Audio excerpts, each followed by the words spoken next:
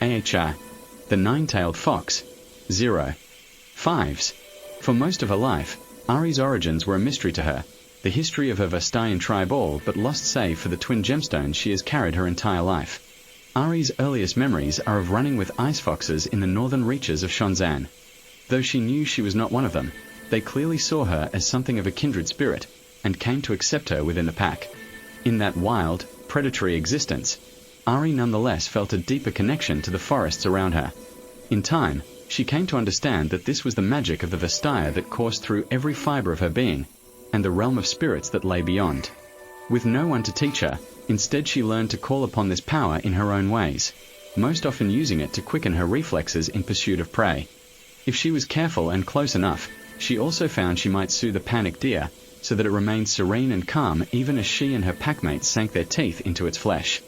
The world of mortals was as distant and unsettling to Ahri as it was to the ice foxes, but she felt drawn to it for reasons she could not explain.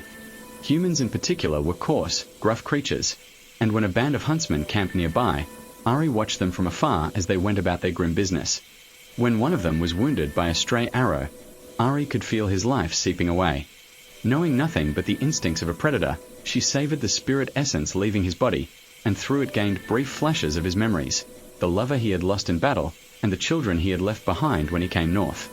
Ahri subtly pushed his emotions from fear to sorrow to joy, and comforted him with visions of a sun-soaked meadow as he died.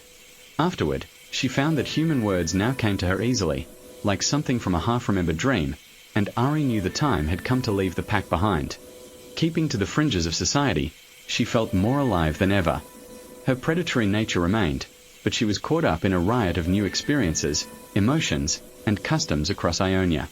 Mortals, it seemed, also became fascinated by her in return, and she often used this to her advantage, draining their essence while charming them with recollections of beauty, hallucinations of deep longing, and occasionally dreams colored by raw sorrow. She grew drunk on memories that were not her own, and exhilarated in ending the lives of others even as she felt the grief and woe she brought to her victims. She experienced heartbreak and elation in tantalizing flashes that left her craving more. It was overwhelming, but she sensed her own power fading whenever she tried to stay away, and could not help but partake again and again. In time, she began to see herself as mortals did, a monster. Until one day, an artist stumbled upon her, hunched over a man as she drained his life essence from him. Where others would run, he stayed, offering his own life essence in exchange for her heart. For the first time in her life, Ahri let herself fall in love and be loved, wholly and completely. Their days passed in warmth and laughter, Ahri curbing her hunger by feeding on her lover. She was truly happy, until she lost control, draining her lover completely. Ahri fell into despair, her grief consuming her as she mourned the loss of the first and only person she's ever truly loved. The first and only person who ever truly loved her. Retreating even further from society, she became consumed with learning more about where she came from, in hopes that it would help her control her abilities. With her twin sunstones in hand, she set out in search of others like her, a journey that would take her out of Ionia and across Runeterra, eventually leading her to the discovery of her ancestors, the Vasani, a Vastayan tribe that brought innovation and magic to the world before being wiped out. Inspired by their memories, Ahri has set off to travel the world in search of other remnants of the Vasani. She hopes to carry their legacy forward, bringing good into the world like they did.